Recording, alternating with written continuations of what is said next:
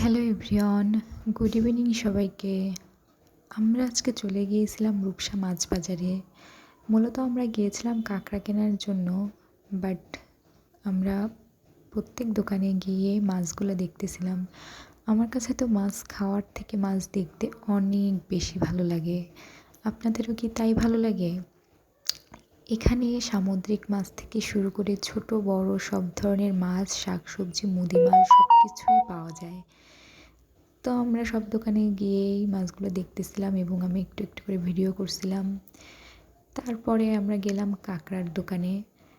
কাঁকড়াওয়ালা মামা অনেক বলে টলে আমাদেরকে খুব ভালোভাবে বুঝিয়ে কাঁকড়াগুলো দিল, যে কাঁকড়াগুলো অনেক শ্বাস হবে প্লাস ঘিলু হবে। অনেক জোর করেই দিল, এমনিতে ওনার কাছ থেকেই নেওয়া হয়। তো সেগুলো নিয়ে বাড়ি আসলাম এবং